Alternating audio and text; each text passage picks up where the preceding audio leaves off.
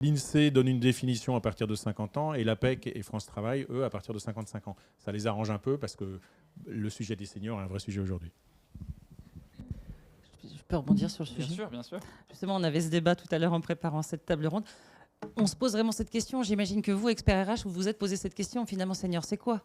On peut avoir deux options. Soit on se dit à partir de 45 ans, mi-carrière, auquel cas ça veut dire quoi ? Qu'on a une population qui est les premières 20 années, c'est des juniors, et ensuite on passe sur des seniors, il n'y a pas d'entre-deux. Oui, non. Deuxième option, on peut se dire que finalement on peut avoir 3 tranches de carrière. La première où on se forme, la première où on est peut-être un peu plus junior, je ne sais pas s'il faut le dire comme ça. La deuxième, alors après à définir, hein, bien sûr, où on est entre guillemets entre les deux. Et puis ensuite, si on décide d'être senior, sur la dernière partie de carrière. Chez Orano, le choix qu'on a fait, c'est justement de se dire finalement, il faut réfléchir en rétro-pédalant par rapport à l'âge de la retraite. Si on se dit finalement la dernière partie de carrière, c'est ça. Donc on parle de salariés expérimentés d'ailleurs, on ne parle plus de seniors. On essaye en tout cas. Et on se dit finalement que la meilleure option, c'est de se dire finalement, voilà, il me reste 10 ans, la dernière décennie. À partir de là, qu'est-ce que je veux faire de ma dernière décennie ? Et les seniors, pour nous, c'est plutôt ça. Même si je suis bien d'accord avec vous, il n'y a pas de définition très claire sur le sujet. Merci beaucoup. On va parler forcément des seniors au sens large, mais on va aussi parler des seniors dans le contexte de l'IA. Je voudrais là-dessus vous entendre, Marc, sur... vous avez écrit plusieurs chroniques, notamment chez Les Échos, pour venir casser un peu les préjugés qu'on a autour de l'IA et des seniors. Oui, c'est assez intéressant. Moi, je suis moi-même un senior. Et je me rappelle quand j'ai commencé ma première vie professionnelle dans les années 90, au début des années 90, je veux dire, le téléphone portable n'existait pas, Internet n'existait pas. La technologie d'avenir, c'était le Minitel. Et pourtant, on a réussi sur 3-4 décennies à subir, à intégrer et à digérer l'ensemble des chocs et des révolutions technologiques qu'on a pu connaître.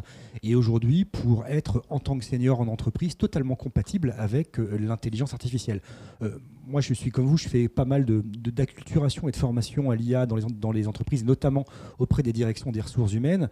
Et je suis toujours surpris par la facilité avec laquelle les seniors ont réussi à capter cette nouvelle technologie, cette révolution industrielle qui, il faut bien le savoir, il faut bien se le rappeler, même si l'IA existe depuis les années 30, l'origine de l'IA, c'est la fameuse machine de Turing qui a servi à décrypter les messages allemands pendant la guerre, mais surtout, dans le grand public, l'IA, c'est ChatGPT à partir d'octobre 2022.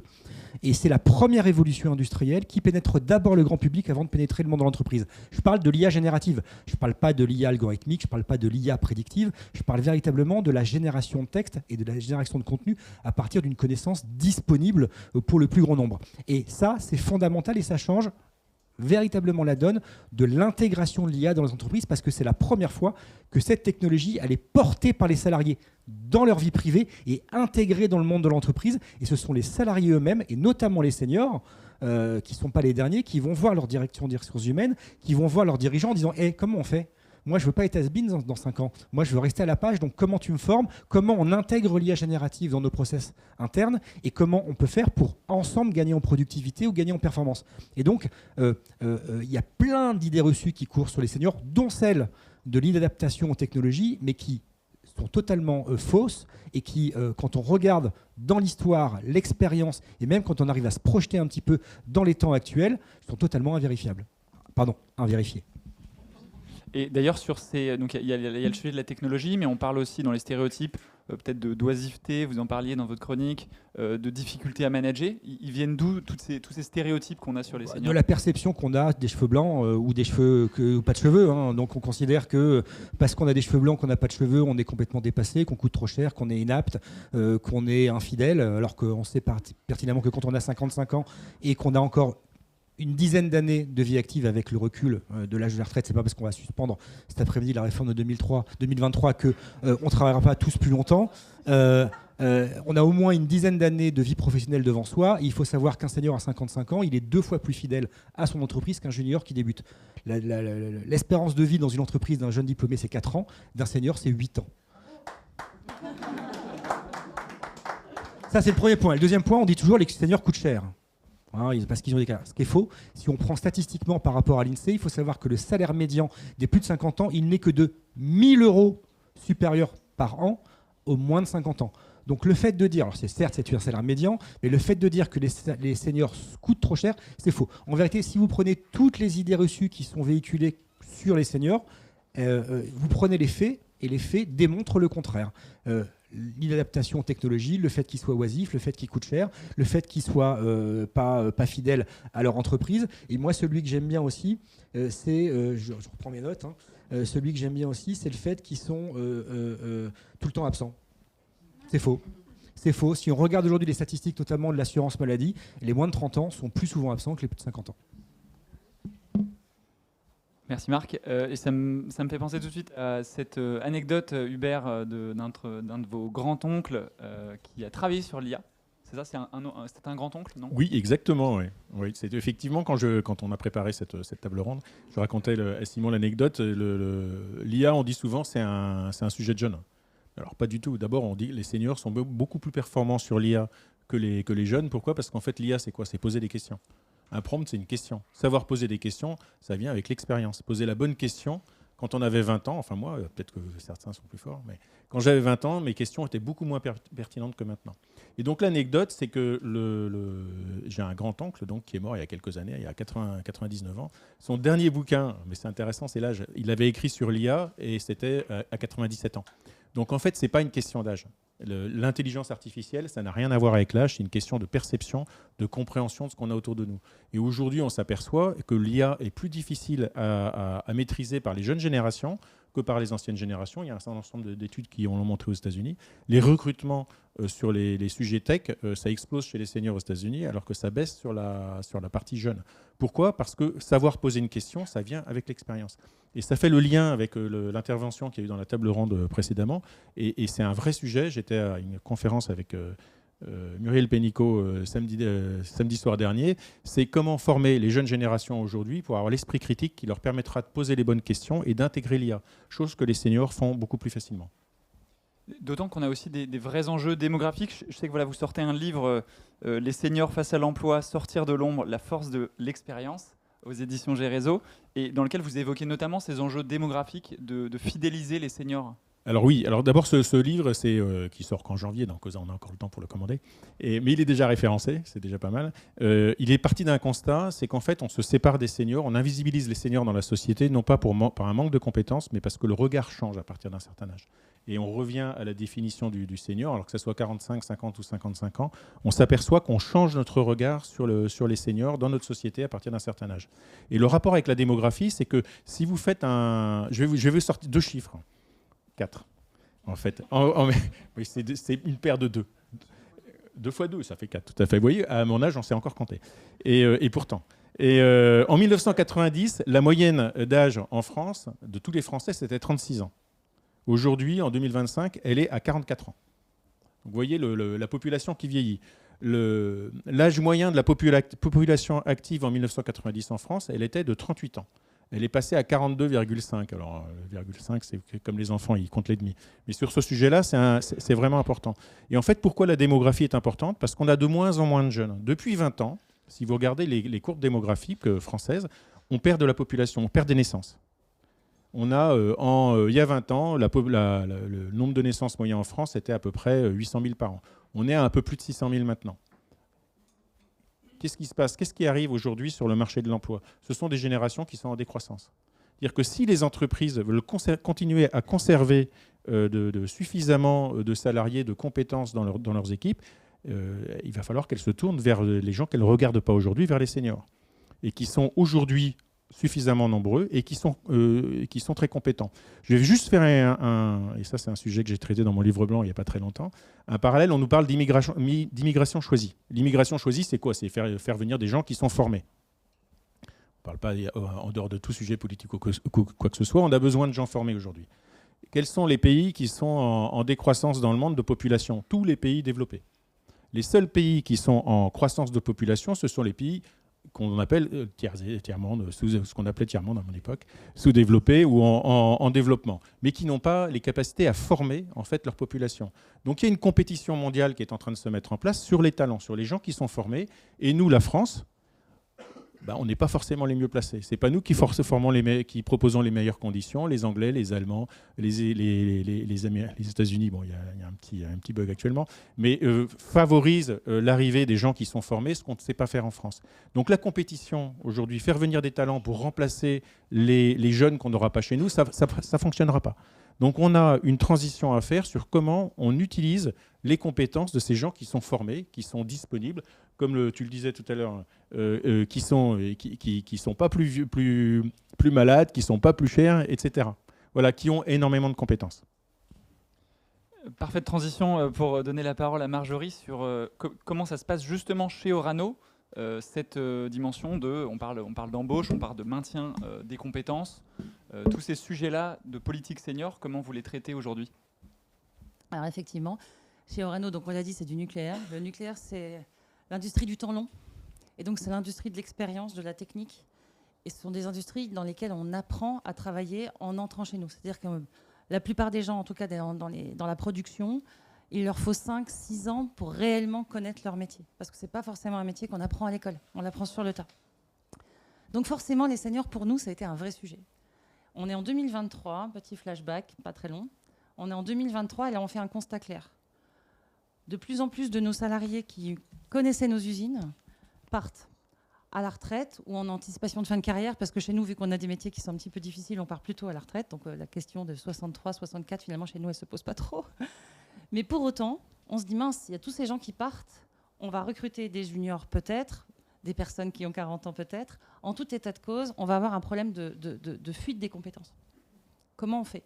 Donc on est en 2023, on fait ce constat clair. En plus, en 2023, ça commence à se dessiner au plan politique qu'il va falloir qu'on accélère le nucléaire en France. C'est le cas aujourd'hui. Donc aujourd'hui, en 2023, on commençait déjà à savoir qu'on allait devoir reconstruire des usines, les mêmes qu'on a aujourd'hui, sauf qu'en fait, elles ont été construites il y a 50 ans. Et les personnes qui étaient là, qui connaissaient la manière de faire, ne sont plus là. Comment on fait? On est en 2023, et là, je racontais ça à Simon justement en préparant la table ronde. Et ben, vous savez comment on a fait? On a appelé les retraités. C'est fou. On a dû faire un comité des anciens pour dire « Allô, on ne sait plus construire une usine. On sait la maintenir, on sait produire, on sait faire tout ce qu'il faut, on sait l'améliorer. On ne sait plus la construire. Comment on fait ?» Et là, c'était un peu la panique. Donc en 2023, on se dit, voilà, 2 options. Soit on décide de dire qu'on met le paquet sur les seniors. De toute façon, c'est obligatoire. Il faut les faire rester et surtout, il faut les faire transmettre. Notre objectif, c'était vraiment celui-là. Bien sûr, on ne pourra pas forcer quelqu'un qui est fatigué, qui a 40 ans de carrière dans des métiers difficiles, des métiers postés ou en équipe successive. Donc forcément, on ne pourra pas forcer ces personnes-là. Mais donc on va avoir finalement une politique qui s'est dessinée à ce moment-là de faire 3 axes. Le premier, le maintien de l'employabilité. On s'est mis des quotas de recrutement de personnes seniors à partir de 50 ans. On a décidé ça. On s'est mis un quota de recrutement, 8% chaque année de nos recrutements sont des seniors, au moins 50 ans. Ensuite, on s'est dit, donc ça c'est le premier axe sur l'employabilité. Dans l'employabilité, on a aussi une deuxième mesure, le bilan professionnel. Vous connaissez le bilan professionnel que vous faites tous les 6 ans. Eh bien nous, on a décidé de le faire enrichi. On appelle le BPE, le bilan professionnel enrichi, où là on se pose et le senior, il nous dit, donc celui-là on le fait à partir de 52, il ne faut pas chercher, on a mis différentes définitions parce qu'on n'était pas capable de trancher en fonction des dispositions. Mais on s'est dit, voilà, tu as 52 ans, il te reste donc entre 8 et 10 ans de carrière, puisque chez nous, on part plus tôt. Que veux-tu faire? Comment est-ce que tu peux toujours transmettre dans les équipes, dans les services, dans l'usine? Est-ce que tu as envie de continuer à travailler de la même façon? Est-ce que tu préférais justement former des jeunes? Est-ce que tu préférais devenir extrêmement expert, la personne qu'on vient voir quand on a une question extrêmement technique, pas forcément dans la transmission, mais dans l'expertise? Est-ce que tu préfères au contraire anticiper ta fin de carrière, complètement faire un virage à droite, une reconversion? C'est aussi possible. Et on a décidé d'accompagner toutes ces envies en mettant du temps, de l'argent, de la formation. Donc la première chose, c'est qu'on a mis en place cette formation-là. Donc on a une formation de entre 22 et 30 heures par service. Tout va bien, je vous fais de l'effet. Entre 22 et 30 heures par an, y compris pour les salariés à partir de 52 ans. Donc on se dit finalement, à 52 ans, on pourrait dire finalement, j'ai plus besoin d'être formé, je sais mon métier, je sais faire. Et pour autant, c'est un a priori contre lequel on se bat. Je pense qu'on peut se former toute la vie, y compris sur des choses qui sont complètement différentes de ce qu'on sait faire. Et pourquoi pas en IA, justement. La deuxième chose, le deuxième axe dont je vous ai parlé de maintenir l'employabilité, donc c'est effectivement cette notion de transmission. Tout le monde n'est pas capable de transmettre. On ne va pas se mentir, on n'est pas tous des professeurs, on n'est pas tous des pédagogues. Donc comment on fait? Donc on a mis en place cette filière d'expertise. Donc on a trois niveaux d'experts. On a les experts extrêmement techniciens, extrêmement bons dans leur domaine, extrêmement bons dans leur matière. Expert 1. On a l'expert 2. Senior, c'est ça? Souvent les seniors sont experts parce qu'effectivement ils ont cette expérience. On a l'expert 2 qui lui va être pédagogue, qui va pouvoir transmettre. Et puis on a l'expert 3 qui lui va aller dans d'autres cercles à l'extérieur de l'entreprise, dans la filière, pour pouvoir transmettre au niveau national. Et ces experts, aujourd'hui, la réflexion que nous avons, c'est la manière dont l'IA peut les aider justement à transmettre. Quand on se disait tout le monde n'est pas pédagogue, tout le monde n'est pas capable forcément d'expliquer, parce que c'est une chose de savoir, c'en est une autre de l'expliquer à tout type de population. On se dit que l'IA aujourd'hui est un formidable outil, justement pour ça. C'est peut-être beaucoup plus facile finalement de parler à une IA pour transmettre son expérience plutôt que de rédiger une note de procédure avec sa structure, le caractère extrêmement réglementé qu'on peut avoir chez nous. Donc voilà, ça fait partie de nos axes. Et enfin, sur le troisième axe finalement que nous avions, mais peut-être c'est moins le sujet ici, c'était effectivement l'anticipation de fin de carrière, le caractère extrêmement important du maintien de la santé de nos seniors. On n'en a peut-être pas trop parlé ce matin. Mais effectivement, voilà, on se rend compte effectivement que justement, alors évidemment dans des métiers difficiles comme les nôtres, c'est d'autant plus prégnant, mais finalement c'est vrai partout. Pourquoi est-ce qu'un senior va décider de partir plus tôt, d'activer les anticipations de fin de carrière qu'on propose en plus chez nous? Ou bien pourquoi est-ce qu'on a cette problématique de réforme des retraites aujourd'hui? C'est aussi peut-être parce qu'on a une forme de fatigue. On ne va pas se mentir. Pourquoi est-ce qu'on a tous ces a priori là dont vous parliez tout à l'heure? C'est peut-être aussi qu'il arrive un moment où au bout de 42, 43 ans, on est peut-être fatigué. Et il faut se l'admettre. Alors bien évidemment, c'est peut-être pas tout le monde, mais pour autant, c'est aussi quelque chose à prendre en compte. Et justement, pour éviter de se retrouver dans cette situation, si à partir de 30, 35 ans de carrière, on a un bilan de santé accompagné beaucoup plus fort qu'une simple visite médicale comme vous faites classiquement, est-ce que ce n'est pas une solution? Et donc c'est ce qu'on a décidé de faire. À partir de 54 ans, là à nouveau, encore un nouveau seuil de déclenchement, à partir de 54 ans, tous les 2 ans, on a un bilan complet. Une journée complète avec tous les bilans possibles sur tous nos salariés, qu'on soit homme, femme, quel que soit son statut, à partir de 54 ans, et c'est tous les 2 ans. Donc c'est une journée complète sur l'ensemble des examens médicaux que vous pouvez faire. Donc voilà, ça c'est le troisième axe sur lequel on a voulu jouer. Donc je vous invite du coup aujourd'hui à réfléchir. Peut-être je suis à votre disposition d'ailleurs si vous souhaitez que je vous dise voilà, exactement les dispositions qu'on a mises dans notre accord. D'ailleurs, ça me fait penser, petit aparté, en 2023, on a mis ça en place avec nos organisations syndicales. Parce que moi, je fais de la politique sociale et des relations sociales, et donc c'est un accord qu'on a négocié dans notre accord de gestion des compétences et des parcours pro, qu'on a appelé compétences et attractivité. Attractivité volontairement aussi pour les seniors. Et c'est un pari qu'on a fait. Alors évidemment, on pourrait toujours en débattre. Est-ce qu'il faut mettre en avant les seniors uniquement? Est-ce qu'il faut se dire que finalement les seniors sont un pilier de 3 types de populations? C'est le choix qu'on a fait en tout cas en 2023, les jeunes, les moins jeunes et les seniors. Oui, c'est ça. Finalement, en fait, le sujet, là on a pris l'angle senior, mais on en parlait, il y a eu plusieurs personnes qui en ont parlé en introduction. Le sujet est aussi pour les juniors, le sujet finalement est assez omniprésent de comment on accompagne le salarié tout au long de sa vie. Marc, vous vouliez réagir, je crois. Oui, juste pour compléter ce que vous veniez de dire, en 2023, on a fait une grosse étude chez SIA pour regarder un petit peu quelle était la manière de maintenir dans l'emploi les seniors et de prévenir l'usure professionnelle.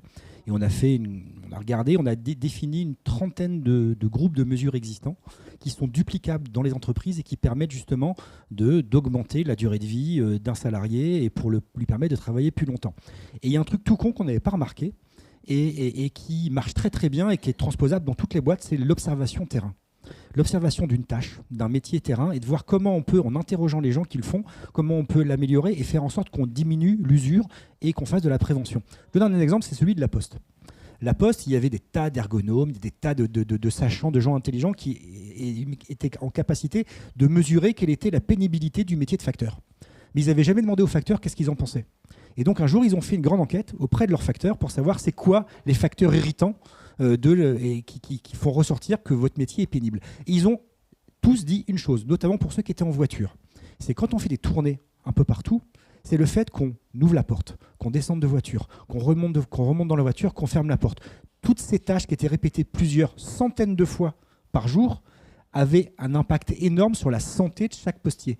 Et donc, ok, mais ça n'avait jamais été remonté par les sachants qui regardaient ou qui savaient, quelle était la pénibilité du travail des facteurs. Et donc, ils ont modifié le truc. Maintenant, vous voyez, en province, des voitures, il n'y a plus de porte. Le siège, il se lève, il se baisse tout seul et il se tourne tout seul. Ce qui fait qu'en termes de rhumatologie, et je le dis d'autant plus que j'ai un tour de rein depuis dimanche, franchement, ça a changé leur vie. Et rien que cette petite adaptation qui remonte de l'observation terrain a permis de faire gagner plusieurs mois, voire années de durée de vie au travail pour les facteurs. Et deuxième point, et j'en termine là, dans les années 80, une compétence technique avait une espérance de vie d'à peu près une vingtaine d'années. Donc on pouvait se dire que dans nos entreprises, on n'était peut-être pas obligé, notamment pour les gens qui arrivaient en fin de carrière, et y compris les jeunes aussi, de les former ou de travailler sur leur employabilité. Avec l'IA, la durée de vie, l'espérance de vie d'une compétence technique, elle est passée à 18 mois. Et donc aujourd'hui, où que nous soyons, quoi que nous fassions, on n'a plus le choix que de maintenir l'employabilité de l'ensemble des classes d'âge et surtout des seniors. Et on n'a pas d'autre choix que de les former pour rester adaptables, adaptés à cette évolution technologique, à cette vague, à cette révolution, à cette tsunami de l'IA qui modifie l'intégralité des métiers en France et dans le monde. Merci. J'ai une dernière question pour Hubert. On va commencer aussi à vous laisser poser des questions. Donc voilà, je vous laisse réfléchir à vos questions. Hubert, vous parliez tout à l'heure de ces enjeux démographiques. Qu'est-ce qui est donc là on parle de ce sujet de maintien des compétences, maintien dans l'emploi. Qu'est-ce qui est prioritaire selon vous d'un point de vue développement des compétences justement sur ces sujets d'IA et autres, en tout cas pour l'employabilité des seniors? Alors le maintien des compétences, c'est la formation. Donc j'ai quelque chose que je répète assez souvent, c'est n'arrêtons pas de former les personnes après 50 ans. Il y a beaucoup d'entreprises qui ne forment plus les personnes à partir d'un certain âge. Elles considèrent qu'elles n'ont plus besoin d'être formées. C'est aussi la faute des seniors eux-mêmes. C'est-à-dire qu'il y en a beaucoup qui considèrent qu'ils se mettent sur une pente descendante, qu'ils vont tranquillement attendre la retraite. Bon, comme l'âge va être repoussé. Non, mais c'est vrai. Pendant 40 ans, on a mis en place dans l'ADN de la société le fait que les seniors ne servaient pas à grand-chose. Quand dans les années 90, on les remplaçait par un junior. À l'époque, on avait plein d'argent, donc c'était pas très difficile à financer. On s'est séparé des seniors. Quand on se sépare de quelque chose, c'est qu'on n'en a pas besoin. Quand on n'a pas besoin de quelque chose, c'est qu'il ne sert à rien. Voilà. Et donc pendant 40 ans, on a instillé dans la société le fait que les seniors ne servaient à rien. Aujourd'hui, on a ce problème, c'est qu'est-ce qu'on va faire de ces seniors? Les seniors eux-mêmes ont considéré qu'ils ne servaient plus à grand-chose, qu'à partir d'un certain âge, finalement, ils pouvaient partir. Donc la responsabilité, elle est vraiment des trois côtés, j'allais dire à la fois les entreprises, et ça c'est important, former les personnes, l'État, mettre en place des mesures adaptées, et les seniors eux-mêmes se former, et de manière à rester employable. Je n'avais pas exactement les mêmes chiffres sur les 20 ans et 18 mois, j'avais 30 ans et 2 ans. Mais en revanche, c'est vraiment ça, c'est-à-dire que les seniors que vous allez former maintenant, ça sera une formation utile. Ne vous dites pas, je forme quelqu'un, dans 5 ans il est parti, ça n'aura servi à rien. De toute façon, les compétences que vous allez lui faire apprendre, elles vont rester 18 mois, le temps que le senior réapprenne quelque chose de nouveau, donc ce sera utile. Et la plupart et puis le dernier élément que je dirais, mais ça c'est un peu une boutade, arrêtons les formations macramées. Toutes ces formations qui sont super et mettons en place des formations sur l'employabilité en fait. C'est très important de rester employable tout au long de sa vie. Donc des mesures à prendre à la fois au niveau des entreprises mais au niveau des seniors eux-mêmes qui doivent prendre en compte le fait qu'ils vont travailler plus longtemps, ce qui n'est pas forcément le cas aujourd'hui. Marjorie, oui. Alors j'abonde évidemment, d'ailleurs c'est un petit peu ce que je disais tout à l'heure, mais justement, pour éviter les formations macramées, prenons ce temps quelque part. Ça peut durer plusieurs semaines, il n'y a pas de problème, mais prenons ce temps avec le senior pour lui dire, OK, il te reste 10 ans, tu veux faire quoi? Tu es fatigué, tu as des soucis de santé, tu as envie de te reconvertir, tu en as marre, au contraire, tu veux rester, enfin bref. Posons-lui la question. Ne plaquons pas, alors, parce qu'on pourrait se dire, mais moi, des formations, j'en fais plein. Je pense que c'est le cas de tout le monde parce qu'on respecte nos obligations, mais finalement, la solution, c'est quoi? Est-ce qu'on va dire à quelqu'un, mais je te force à te former parce que j'ai pas le choix, c'est obligatoire? ça va pas forcément marcher, il va y aller à reculons et il va pas accepter. Donc vous n'aurez rien gagné et lui, il aura perdu du temps. Donc vraiment, je pense que c'est important de se poser cette question et de se dire, OK, j'ai eu une carrière qui était belle, magnifique, il me reste encore quelques années, est-ce que je poursuis sur la même voie ou pas ? Et valoriser aussi la reconversion. On parle souvent de la valorisation des acquis de l'expérience. C'est un grand mot, la VAE. Je ne sais pas dans quelle mesure vous en faites beaucoup dans vos entreprises. Parfois, c'est un outil qui est un petit peu oublié. Mais pour autant, la valorisation des acquis de l'expérience, c'est exactement ça. Alors après, peut-être, je ne sais pas si c'est via la VAE telle qu'institutionnelle ou par d'autres outils, mais en tout cas, c'est vraiment ça. Comment est-ce qu'on valorise l'expérience ? Comment est-ce qu'on justifie aussi le salaire lorsqu'il est très élevé, comme vous dites ? Et surtout, comment est-ce qu'on accompagne la personne vers la dernière partie de carrière ? Et ça me fait penser à deux choses qu'on a évoquées en partie, ce que vous dites. Un, c'est l'importance de mesurer, d'autant plus de mesurer l'impact des formations, comme on vous le présentait plus tôt. Et la deuxième dimension, c'est de mettre aussi en place des programmes de mentorat. Donc, je sais qu'il en existe de plus en plus, mais c'est une des possibles reconversions totales ou partielles en entreprise. Vous avez raison, je précise juste, le mantra, c'est souvent de se dire, le senior, il n'a plus envie de bosser, donc on va le faire devenir un mentor ou un tuteur. Je veux dire, et souvent, quand vous écoutez le discours politique, c'est ce qu'on nous dit. Non, mais les seniors, c'est bon, on va les faire enseigner et transmettre. Sauf que tout le monde n'est pas, comme vous le disiez, en capacité de transmettre, et surtout, il n'y a pas suffisamment de jobs de transmission. On ne va pas refourguer tous les seniors comme tuteurs, c'est pas possible. Surtout que les seniors vont devenir majoritaires dans l'entreprise. Il faut bien, vous le disiez tout à l'heure, aujourd'hui, au mois de mai 2025, c'est la première fois en France depuis 1945 que le nombre de naissances a été inférieur au nombre de décès. Et on sait qu'en tendance, ça va devenir de plus en plus vrai et de plus en plus fort. Il faut savoir qu'à partir de 2030, la population active en France va baisser parce que le delta de l'immigration ne suffira plus à compenser le surplus de décès par rapport au déficit de naissance. Donc, de toute façon, on n'a pas le choix. Vous n'avez pas le choix. Les seniors sont l'avenir de l'entreprise. Comme je dis souvent, 50 is the new 30. Parce que de toute façon, bon an, mal an, nécessité faisant force de loi, on aura besoin d'utiliser les seniors dans l'entreprise si on veut continuer à être performant, si on veut continuer à être productif et si on ne veut pas mourir. Voilà. Est-ce qu'il y a des questions pour les intervenants ? Oui ? Avec ou sans micro ?